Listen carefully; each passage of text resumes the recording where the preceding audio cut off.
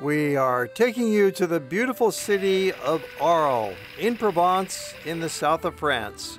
Arles is most famous for its Roman amphitheater, still intact, and its connections with Van Gogh, who spent one of his final years here painting 200 canvases. Its real appeal, however, is found in the lovely pedestrian promenades, the historic landmarks, museums, and tranquil plazas, all of which make Arles one of the most charming places in Europe. There's a lot of these narrow streets in Arles. There's a small pedestrian zone. There's the various squares and the cafés around it, of course, and historic sites. And we'll be showing you those highlights coming up right now as we take a walk through Arles. The old town of Arles is comfortably small. It's about a square mile, so it's very easy to see the whole thing on foot. You might consider spending a couple of days here. Or you could visit as a day trip, for example, from Avignon, which is just 20 miles away and only takes 20 minutes by train to get here. In this program, we'll show you how you can do everything in one day, but certainly if you want to spend more time, you decide for yourself. To help you plan your visit, we'll also present more detailed suggestions about how you could spend a night or two here and still find lots to do. It's one of those delicious travel dilemmas. Do you take one place and stay there as a home base and travel out on day trips to nearby towns and attractions? Or do you pack your bags and relocate every couple of days in order to spend more time in each of these lovely places? With Arles, we've done it both ways, visiting as a day trip from Avignon on one occasion, and the next visit we spent a couple of nights in Arles. A good compromise would be to arrive in Arles first thing in the morning by leaving your Avignon hotel right after breakfast, and spend the full day and evening, walk around all over Arles, enjoy the morning market, especially if you're here on a Saturday. That's the best of all. One big day would give you a chance to see everything we're including in today's program.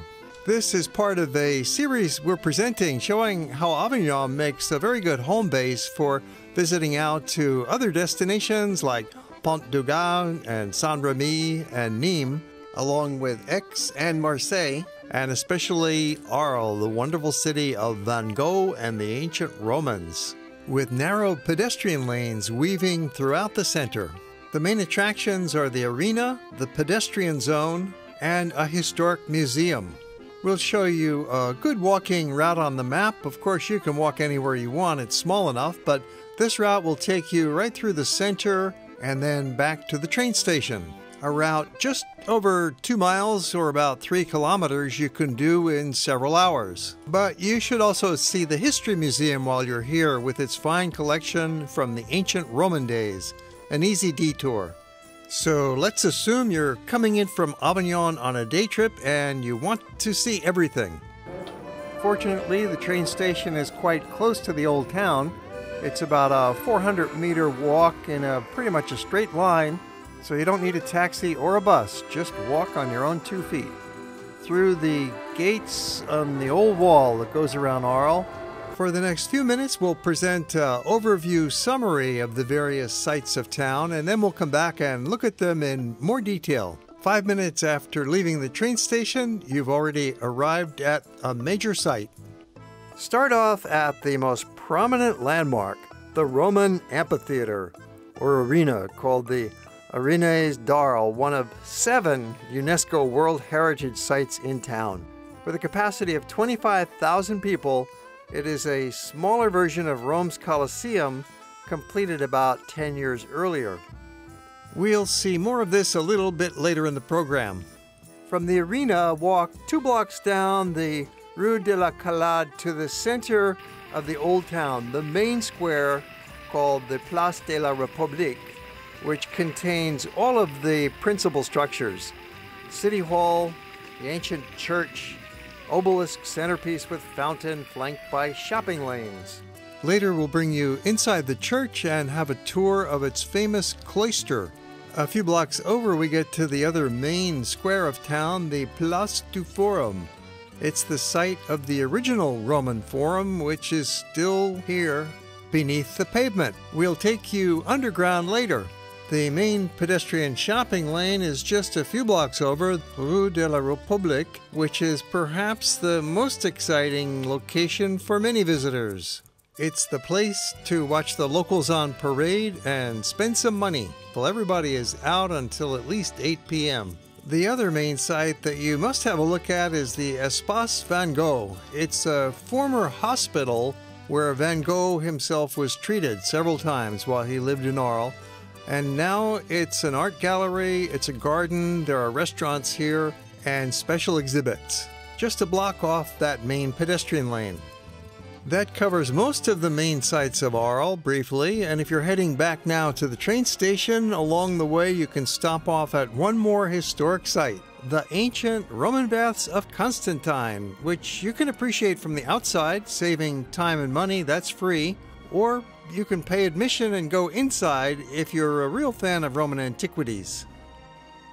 They were built in the 4th century at the peak of the Roman Empire during the time of Constantine, and was believed to have been part of a much larger Roman palace.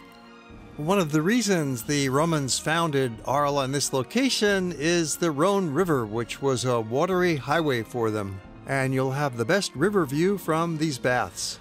You can see a lot more Roman history in the Arles Museum, which has one of the best ancient Roman collections anywhere outside of Italy. We'll provide an extended visit later in the program. On the other hand, if you've seen enough of Arles and your time is tight, then walk back to the train station and depart. You've seen the highlights of the city. However, many more enjoyable experiences are waiting for you in Arles, as we'll show you right now. If you can arrange your schedule with some planning, be in Arles on a Saturday morning when the outdoor market is happening. This is one of the largest and most famous markets in all of France. It's located along two main streets in the downtown, Boulevard De Lys and Boulevard Clemenceau. The market goes for over 2 kilometers. There's a tremendous variety of foods, especially of course, as well as clothing, bric-a-brac, some junk, and it's great for people watching. Every sizable town has a street market at certain days of the week. In Arles it happens several days, and we are here on a Saturday morning. It's an especially large market. There's all sorts of foods, cheeses, breads, fruits and vegetables, chicken, everything you can imagine, as well as some clothing, some accessories, some hardware. It's an outdoor shopping mall. You might pick up some fresh fruits as a snack, but even if you're not purchasing anything, it's always a delight to wander through a local food market, especially when you're in Provence, in such a beautiful outdoor setting with the open air and lots of locals streaming around. There's flowers for sale, colors everywhere. It's just a great spot to visit and to take a lot of pictures. Olives are the heart of the Mediterranean cuisine and come in a wide variety of sizes, shapes, colors, and textures, and many different kinds of olive oils and tapenades to go with it. Short note on market etiquette: it's best to not touch the food directly, but instead point to it and the vendor can hand it over to you. Sometimes you'll get a free sample. The French love their cheese. And a lot of the cheese is not pasteurized, so it's fresh and retains full flavor. Not so fresh that the goat is making cheese on the spot, but his owner is proud to show him off. Even if you don't have a kitchen and you are not cooking on vacation, it's always a pleasure to look at food, and there is some cooked food you can eat on the spot. If you get tired of just looking at the food, keep on walking along the street and it turns into a variety market selling clothing and furniture, hardware. You can get knives and pots and pans and all sorts of things down the lane under the trees. So keep walking and keep looking. You'll see a few pieces of furniture for sale, but if you're looking for the antique market, you've got to come on the first Wednesday of the month. Just one day a month, and there's a specialty in regional antiques. You'll easily find the market. It's on the south edge of the old town, particularly along Boulevard Clemenceau. Cross the busy boulevard and plunge back into the historic center. primary strategy for sightseeing in Arles is simply strolling up and down the main lanes to catch their different moods during the day and at night. You're going to see plenty of attractive shops while walking around, including Christian Lacroix, naturally, but this is a special branch because he was born and raised here. One of the great pleasures in visiting a town like Arles is simply walking around, enjoying these pedestrian lanes and doing some window shopping, do a little browsing. In fact, this basic activity of walking is so interesting in Arles that we're going to spend the next several minutes taking you on an extensive walking tour through the center of town. It's most delightful when the evening settles in and more locals come out for a stroll, and when you've had a light rain shower that clears up, it leaves a glistening surface on the pavement. There's the arena, just another 2 blocks over. The ancient Roman arena is the biggest feature of town. It's really a remarkably well-preserved structure, and especially lovely to see it at twilight with the skylight behind and the spotlights on the facade. You see the prominence of the arena in this 3D model of ancient Roman Arles on display at the Archaeology Museum, and compare the ancient Roman city with a map of the city today, demonstrating how modern Arles was shaped by the ancients. Today, of course, things have changed, but it still has that compact feeling of an ancient settlement, which makes it so interesting to walk around because you have this wonderful density of sites. There's buildings, there's shops, there's people everywhere. Hardly ever a dull moment, especially when you're walking in the very late afternoon and early twilight. On the other hand, if you're walking in midday, say after lunch at about 2 o'clock, 3 o'clock, you might find the streets are a lot less interesting. There'll be a lot of shops closed for siesta. We're in the south of France after all, and many of these small shops do close down for a few hours for the afternoon break. And so you'll find a lot less people on the street, less interesting. That might be a good time for you to go to the Archaeology Museum, as we'll show you a little bit later on. In the evening, the pace is a little bit more relaxed, and you're going to run into some friendly people. We're on the main downtown shopping street once again, the Rue de la République. It's a true pedestrian zone, no cars on this particular stretch. And keep your eyes open. You're going to always see some interesting and quirky things going on with the people around here. And with the dogs. This little rascal was pretty hilarious, so energetic and curious, very nosy. He wants to see what's going on in the shops, with his indulgent master giving him a lot of freedom. There he goes.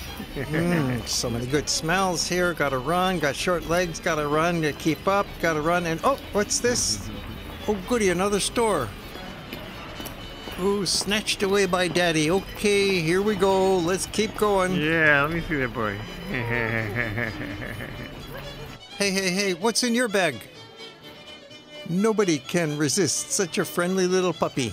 Everybody's so helpful taking care of this little guy. He's probably a regular on this circuit, knows the street well. It feels like you're in a small town when you're walking around in central Arles. Many people are locals, they know each other, they stop and say hello. Population is about 50,000, big enough for the people who live here to keep it interesting without creating a crowded effect. And it always seems to be a safe place. Most of the shops in town are individually owned rather than being part of a large chain. It's all in a human scale with a personalized feeling. And some of these shop interiors are centuries old. We photographed this program during the month of November, which, as it turns out, is a great time to visit the south of France. The weather was cool but not cold, and the towns and sites were never crowded, but everything was open so you can fit in like a local. It's always a good idea to get with the rhythm and timing of a local schedule when you're traveling. For example, don't sit down to have dinner early if you can avoid it, because it's a great time to be out walking around. Shops are open, the locals are out walking, lighting is perfect. You've got that mix of the soft street lighting and the evening skylight, so postpone your dinner until about 8 o'clock if you can. And when you pick a little restaurant on a side lane, it probably won't get too crowded. But that depends on the season and the day of the week. In our case, it was November and we were eating on a weeknight, so we had our pick of restaurants, no problem getting a table, and excellent service and, of course, delicious foods. Sometimes with interiors dating back several centuries with that authentic, original barrel vaulting. Look for restaurants on the quiet side lanes rather than the busy plazas because you'll get lower prices, less crowding, better food, and friendly service. The most famous plaza in town with some of those restaurants is Place du Forum. It's truly one of the most beautiful spots in town, but it does have restaurants and bars that are rather touristic, with a very recognizable cafe that was immortalized by Van Gogh in one of his most well-known paintings, which is commonly but incorrectly called the Night Cafe. The real name of the painting is Café Terrace at Night. It's a beautiful spot to have a look at, especially at twilight. You might want to sit down and have a drink, pretend you're inside the painting. Van Gogh lived in Arles and nearby Saint-Remy during the final 2.5 years of his life, and nearly all of the works in his distinctive style were created during that time period, when he produced over 150 paintings, and yet none of his original work is on view in Arles. So visiting the Van Gogh Cafe is a nice way to absorb some of that feeling, and you can also do a self-guided walk through town looking at 10 reproductions of his work displayed outdoors at the sites where they were created. These little lanes are just a couple of blocks off from the shopping streets, and especially enjoyable at twilight. Walk along, enjoy the peace and quiet. And then let's take a turn into the busier part of town. 7 o'clock, 8 o'clock at night. It's very much alive. We're in the main square, the Place de la République. Plenty of shops around it, bars, cafes, and restaurants everywhere. And here's the boutique selling the santons. These are the small figurines of Provence with their native folk costumes. It's a very collectible item. We're going to show you many more of these colorful figurines later in the program, vividly depicting various aspects of life in Provence. Just a few blocks over is the Boulevard De Lys, the main busy street of town. And at this hour, there's lots of people out. Streets are lit up nicely. We're in November. It's about 7 p.m., so it's pretty dark already, but we've got that lingering effect of the late twilight.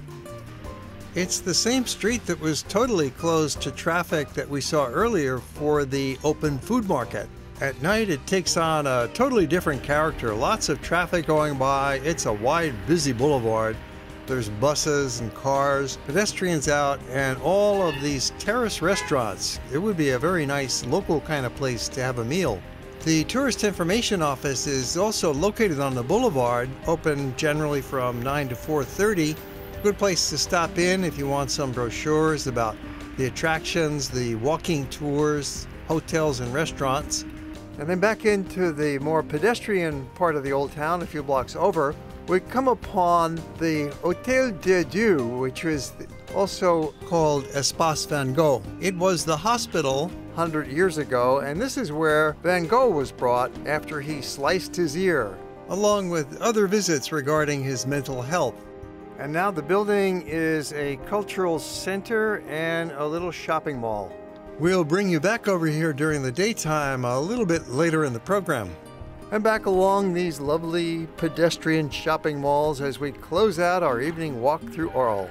It's been a pleasure taking you through this extended walking tour of Arles, something you don't find in guidebooks or most websites about what to do in Arles. The rest of our movie is going to be more like a traditional travel guide with detailed visits to major attractions including the History Museum, main church and cloister, Van Gogh's former hospital, several plazas, the Roman Amphitheater, and additional walking in those little lanes. There is a major history museum in Arles that is really worth walking to. It takes about 15 or 20 minutes to walk here from the center of town, and it displays a lot of the treasures from the ancient Roman period of Arles. And they have got a lot of the original glassworks, the tools, the gold jewelry, the statues, all on display here at the Archaeological Museum, and some earlier pieces that date back to the Stone Age. We have statues of the various emperors and a large 3D model of Arles in the time of ancient Rome, showing how sophisticated the buildings were. Here's a view of the theater.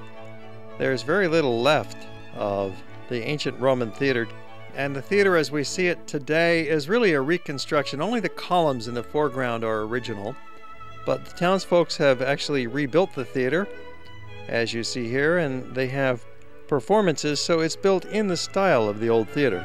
And typically the Romans would even build a roof across the theater to protect it from the weather. The amphitheater is quite original and still standing as it was in the time of Vespasian, who also built the great Colosseum in Rome. Here's the sarcophagi, or the tombs of the Romans and some early Christians. The stone coffins are richly decorated with sculpture depicting daily life, and there's a large collection of mosaic floors. This lady riding the bull is called Europa. It's interesting that even 2,000 years ago they talked about Europa or Europe.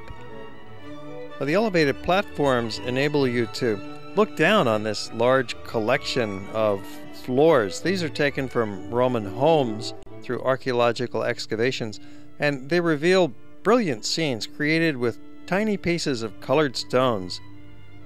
There's other statues here depicting the emperors, various sea creatures. The Roman portrait bust was a really refined art form in ancient Rome 2,000 years ago. Nereids, the zodiac, the various seasons are represented. And here's little models of their engineering feats. They had bridges across the river here, and apartment houses. The Romans were truly amazing inventors and the world's most impressive engineers at that time, 2,000 years ago. More views of the sarcophagi. There is a major Roman burial grounds in Arles also. These dramatic displays remind us that Arles was one of the largest economic centers in the Roman Empire, with a busy commercial harbor and an extensive urban core. More views of the amphitheater, and they're doing some renovation work on it, and even in ancient Rome you can see they were doing some renovating, ongoing maintenance. That's what's kept it standing for nearly 2,000 years. This could hold 23,000 people. It's really the best preserved amphitheater from ancient Rome to be found anywhere in Europe today.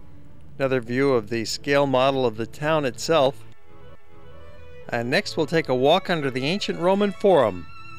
The Forum was the center of social life in ancient Arles, and miraculously a large part of it is still preserved underground. These barrel-vaulted arcades used to be street level, but now they are slightly underground and beautifully preserved for you to walk through today as the Cryptoporticus Museum of Arles. The function of these barrel-vaulted spaces is a little bit uncertain, but it's believed they were used for storage. They were like warehouses and also provided the foundation for the main structure of the forum up above. It's a little spooky down there. You walk down below and they keep it kind of dark, and it's a little dank down in the basement, but definitely quite fascinating and worth a visit. This covered gallery consists of 3 tunnels connected in a U-shape, and it was apparently underneath the main building of the Roman Forum, as you see in this model from the museum. A semi-subterranean gallery whose vaulting supports the portico structure above. This kind of covered passageway was typical in the large Roman palaces and public buildings, and yet there's some belief that this Cryptoporticus may have been originally built by the ancient Greeks who preceded the Romans in the 1st century BC. The rest of the buildings of the ancient forum up above are long gone, and yet this is still the center of town, with the City Hall up above and a chapel of the Jesuit College, with its Baroque altar and otherwise plain interior. A map from the museum illustrates the location of the U-shaped Cryptoporticus, with the modern Place du Forum on one side and the Place de la République on the other. The City Hall, or Hôtel de Ville, on the Place de la République is the ticket office and entrance for the Cryptoporticus, where you purchase your ticket. Enter the vaulted lobby of the old City Hall, built in 1675, according to plans by the famous architect Jules Hardouin Mansart, who left his mark all over Paris and Versailles with many famous buildings. Step in and enjoy the public lobby with the neoclassical architecture and statues such as in the stairway alcove. It's right on the main square in the heart of town, the Place de la République. When you emerge from City Hall onto this large plaza, you will be facing the most important church in the city, Saint Trophime. In a moment, we're going inside for an extended visit. The setting on this place is quite wonderful, with the fountain and obelisk in the center and the traditional buildings all around it. We are right in the middle of downtown Arles. Night and day, it's an attractive location. Well, the main structure on this square is behind me. It's the Church of Saint Trophime. And the facade of this church is a UNESCO World Heritage Site. It's a very important facade. It's from the Romanesque period, so it dates back to the 11th and 12th centuries. And what we have depicted are various scenes from the Bible. In particular, there's the Last Judgement. So we have Christ in the top center, and on your left side, we have the good souls who are being sent to heaven. And on the right side, not so lucky, the bad folks on their way down to hell. Along with that, we've got the apostles. You see along the row right below the Christ, we have the apostles. Alongside Christ are the evangelists, Matthew, Mark, Luke, and John. And there's just a lot going on. There's St. Stephen here. You'll see the gargoyles, the devils, bringing the tormented souls down into hell. So it's just really a remarkable structure, all in all. It's a mix of Romanesque and Gothic, and then later Gothic, High Gothic. So it's 12th century, right up through the 15th century on the interior. Saint Trophime. There was an earlier church on the same site dating back to the 5th century, and even as far back as the year 250, according to legend, Trophimus of Arles became the first bishop of the area, and this church was subsequently named after Trophimus. He became Saint Trophime, and his relics were installed in the new cathedral here around the year 1152. This area is all Gothic, the ambulatory. It's late Gothic. It's almost a flamboyant Gothic. You see the curvatures there. That was the late Gothic was called flamboyant, as in flames, as in the flicker of a flame of a candle. Curvatures. Oh, that is such a beautiful chapel. This was added in the 15th century. So the life of the church continued. The construction went on for about 400 years. And yet the different styles blend beautifully together. It just fits. It's this evolution, this progress from the early Romanesque to the latest Gothic. Typical of the Romanesque style, the walls are quite thick and solid, with small windows high up in the nave, above the level of the aisles. Of course, during the nearly 1,000-year history of this building, there have been many subsequent additions, and there's works of art that were installed during the Renaissance period, and later on you've got paintings and tapestries and sculptures and various reliquaries and side chapels and smaller altars with magnificent architectural details on the tops of the columns and distributed throughout the church. Several side chapels are decorated in the Baroque style from the 17th century with large oil paintings and gilded wooden frames with the open pediments on top. This is a sarcophagus, an ancient tomb. It was a coffin, sarcophagus, and now it's used as a baptismal font. It's believed that the apse and transept of the church were built in the late 11th century, and the nave and bell tower were added later, completed in the second quarter of the 12th century. As you come out of the church, have another look at the facade, which is the only element of the church that's a UNESCO World Heritage Site. And then to the right of the church, be sure to find the entrance to the cloister. It's easy to overlook it, but this little courtyard will lead you into one of the great artistic treasures of Europe. It's like an open-air museum with architecture and sculpture that spans a 300-year period. We're in the cloister in Arles, and it's really quite a lovely cloister. There's an interesting mix of architectural styles. We have the Gothic on this side. You can see the pointed arches, and the other half of the cloister is actually earlier with the Romanesque barrel vaulting. So it took about 300 years to construct this one cloister. It's a very calm and peaceful place. Beautiful columns with different capitals to the columns, a lot of detail. And there are some lovely statues on the corner columns in the cloister. Cloisters are always rewarding and peaceful places to visit. There's a meditative and prayerful atmosphere in a cloister like this. Anytime you see a cloister with the columns and the arcades surrounding an open square, you know that this had been at one time a residence of the clergy, perhaps a residence of nuns or priests, somebody associated with the church. Generally would be living upstairs, but it's rare to find a cloister such as this one that is so intricately decorated. The top of each column is carved, and some of the columns are really impressive works of art in themselves. Midway along there's a major column, and then each of the smaller columns have elaborate capitals. And in fact, this cloister is generally considered to be the most important cloister in all of Provence. And it's so easy to overlook it because it has an unmarked doorway.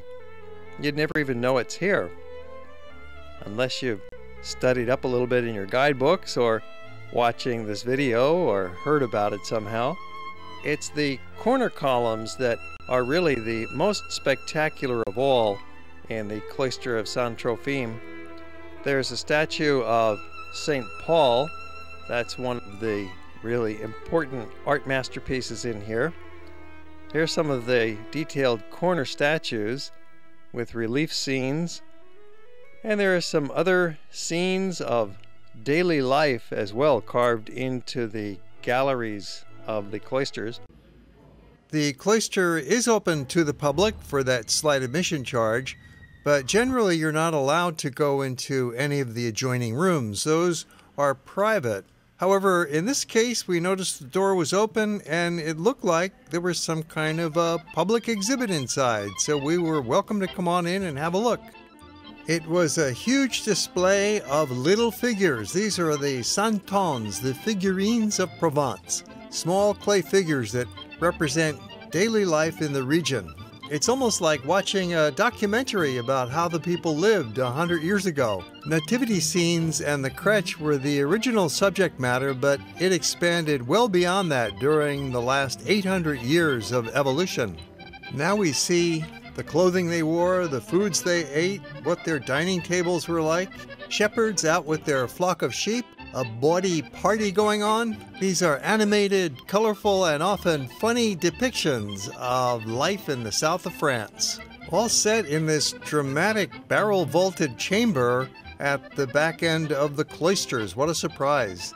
And you see they have expanded out beyond depicting French subjects into those of the world. Each piece is individually handcrafted. No two are alike. You'll find them in shops year-round, but the traditional exhibits happen mostly during November, December in the Christmas season.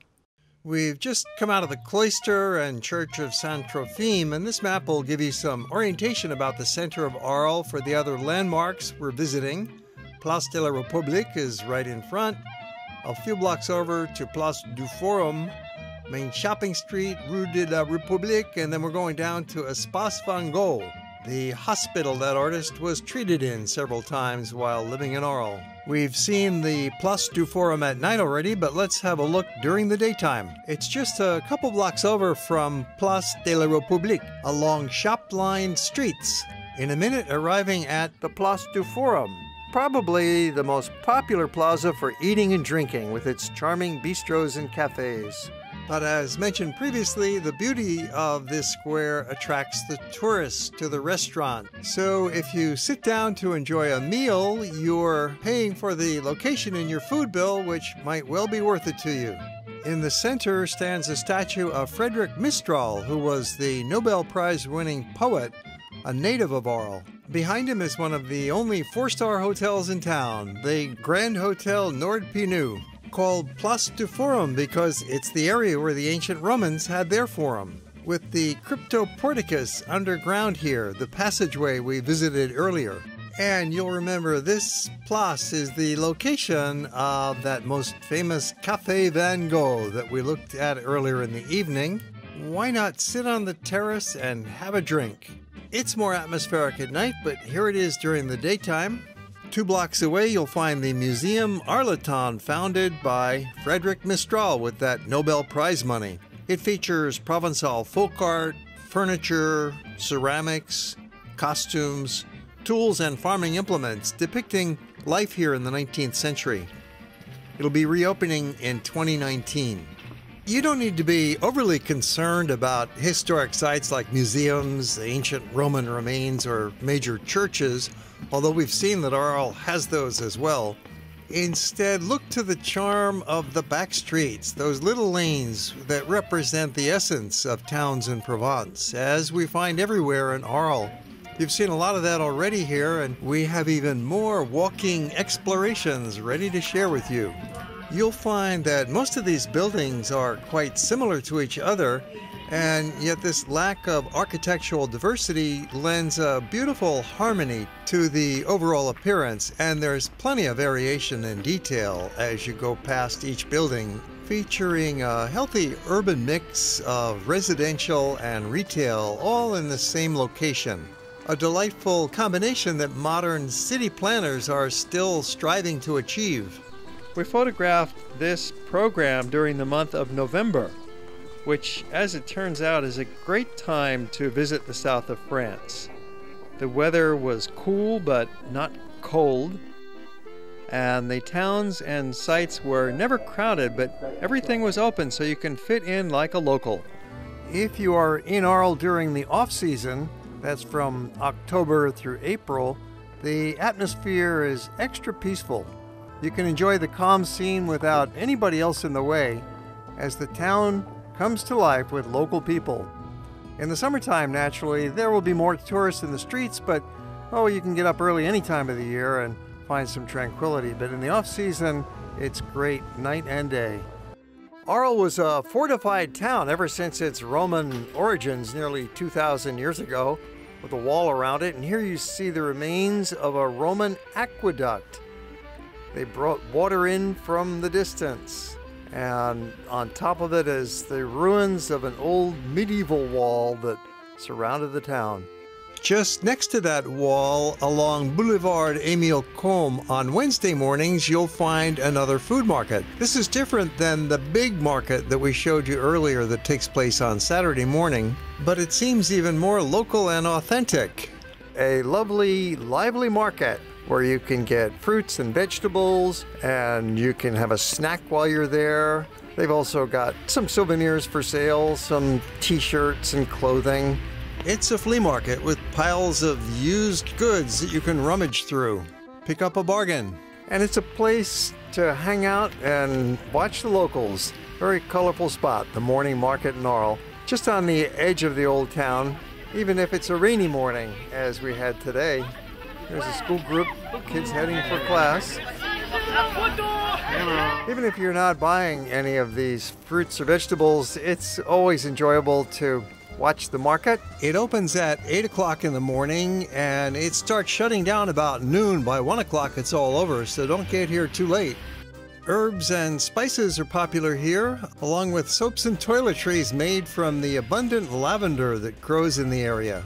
One of the great things that you might want to purchase while you're in Provence, a really characteristic item, is the fabrics. The colorful Provençal fabrics. These are all made here. Very nice cotton material, and it's printed in the neighborhood, in the area around Arles and Provence. And it has that characteristic pastel colors, the yellows, the oranges, the greens, the motifs with the olives. Let's have a quiet, peaceful stroll in the village atmosphere of Arles in the morning when life is just getting started. It's about 7:30, 8 o'clock in the morning. A couple of the cafés are open, a corner shop is open, but nothing much else is happening. There's a few people on their way to work. The town square is fairly quiet at this hour. And then you can just enjoy the peace and quiet without anybody else in the way. Again, being here in November is extra peaceful. When you come in the summertime, naturally there'll be a lot of tourists in the streets any time of day, but if you're up at 7:30, 8 in the morning, any time of the year, you're going to have a nice, quiet, peaceful way to start your day. Place Voltaire is a charming spot to watch the day begin, with its little tree-shaded square in the center surrounded by lovely old buildings. It's more of a local place than a tourist spot, even though there are a couple of hotels nearby. There are several nice little two-star hotels located around the plaza in this part of town with reasonable rates, including the Gauguin, the Mirador, and the Voltaire. There are so many others of these small lanes and little plazas with very little traffic and great charm that are fun to explore, that you could keep happily entertained here for a full day or maybe even a couple of days.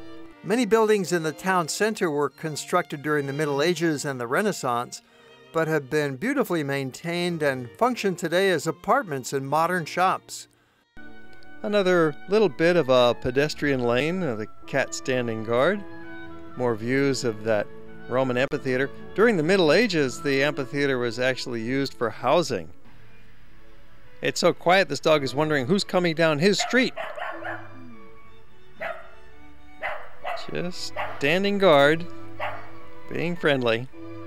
Also, during the Middle Ages, a wall was built around Arles to protect it from attack and provide security, and most of that medieval wall is still intact, just as many of the buildings from that Middle Age period are still standing, as you see here today. The ancient wall encloses the space and it still protects it from undue modernization, and nothing much seems to have happened to disturb these old buildings, so the historic center still looks as it did centuries ago.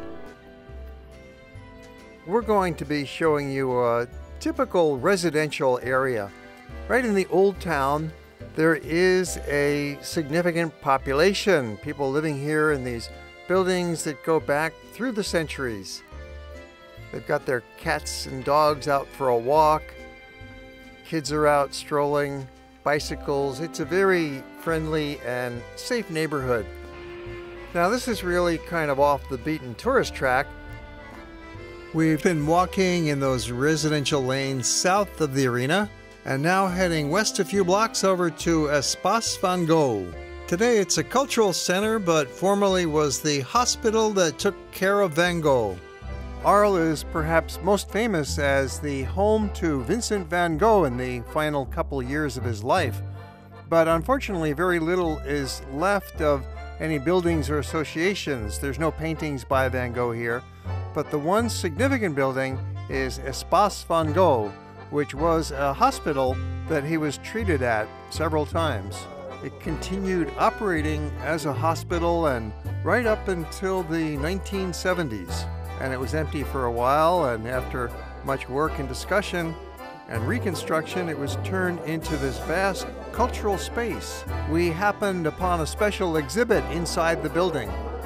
Our visit was during the month of November, so it's already coming up on the Christmas season, and part of that festivities in the Provence area is the display of the santons.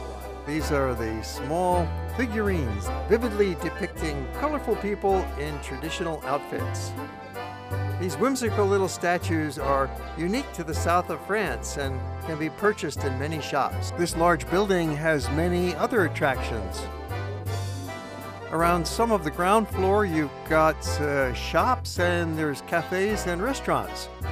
This restaurant, Les Deux Sud, is a creperie with salads, but on Saturdays they have specialties, and today it was this wonderful stew with a lamb and peas and potatoes and carrots. Very tasty. Sometimes you get lucky. Back into the courtyard for a brief history of Arles from the ancient Romans right up through Van Gogh.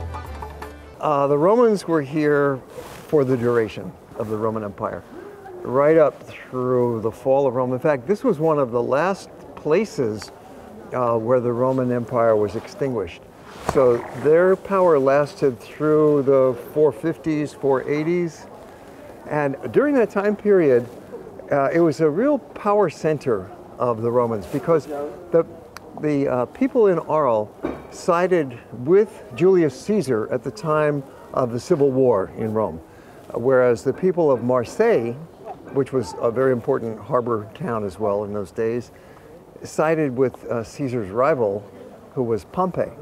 And Caesar won the Civil War, and therefore Marseille was stripped of all of its power, and everything moved to Arles. So the big chief and the armies, this became also a big retirement center for the Roman army, for the Legionnaires. They'd put in their 20 years, just like today, and then they would have a retirement paid for by the government. And many of them moved from Italy over to this neighborhood, to this region, because it's just so pleasant living here. So this was a real power center. I mentioned it was a breadbasket with terrific wheat farming. They had something very special here for grinding the wheat. The ancient Romans invented a water wheel system. It's no longer visible, it's gone, but the archaeologists have figured it out. Outside of town, in a river gully, they constructed a series of dams and water wheels for grinding grain. It was a phenomenal factory system. It was all automated, and it was just pumping out grain 24/7. And that was being bagged up and brought back to the city of Rome and elsewhere. Comes the fall of Rome, the Visigoths come in. They were followed by the Saracens, who didn't last very long. That was about AD 700. The Saracens were throughout this area briefly. And then the Franks came in, the French, and removed the Saracens and took over, and it became a Frankish region, and it became the capital of Provence, and beyond Provence into parts of Burgundy.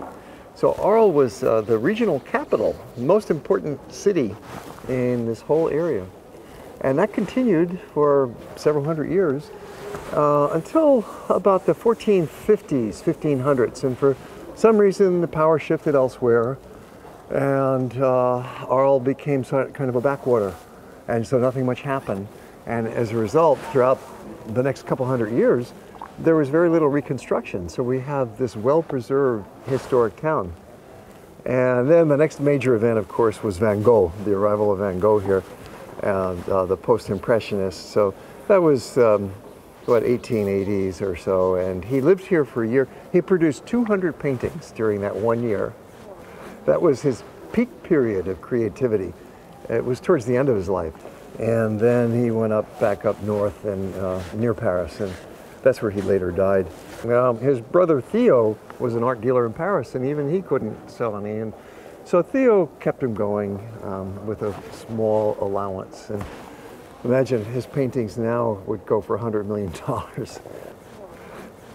We stayed at the Hotel Calendal right in the center of town. Arles is not a big city, fortunately. It's a small town, and most of the hotel choices you'll find here are in small hotels like this that are really charming and totally European in their ambiance and atmosphere. And you'll typically get a breakfast buffet spread included with your room price. Great coffee, cold cuts, cheese, maybe you'll have some eggs, breads, cereals. It's a good way to start the day, and there's always a cozy living room in these hotels, these small European-style hotels in the heart of town. And the price is really quite reasonable, especially when you're here in the off-season. And as you see, the rooms are very comfortable, a great place to stay. That wraps up our in-depth look at Arles. But if you'd like to see some more walking in those alleys, stick around at the end of the program. We have a little bonus clip for you. Now we're leaving Arles, and we are traveling through the south of France by train. The train station in Arles is very convenient to the village. It's located less than a half a mile from the fortified wall of Arles. So probably your hotel is within a 1 mile distance from the train station, which makes it very convenient. You can just walk over here if you're leaving on a day trip to explore the nearby areas, or if you're leaving town, well, you might want a taxi to bring your suitcases with you over to the train station. And it's a simple train station, just 2 tracks and a small reception area, and pretty soon you hop on a train and go. Train is always a very comfortable way to travel. First class is air conditioned, it's really smooth, and you've got this beautiful scenery outside the windows. We have many more movies about Provence and the south of France in our collection, including Avignon. We'll be taking you to the stone village of Le Beau, have some crepes, down to Nice, the beach, the old town. We'll see it during the daylight and take you back there at night. We'll be visiting historic sites and meeting the people. Pont du Gard, ancient Roman aqueduct. The quaint village of Saint-Remy will charm you on market day with street music. You'll see shop dogs and ancient arcades. The daily joy of life in the streets is one of our specialties. We'll do some downtown shopping and enjoy traditional recreation. You can also find Aix-en-Provence, Cannes, and nearby Antibes along the sunny shores, and Marseille in our series of travel videos. All the best of southern France. Look for them in our collection.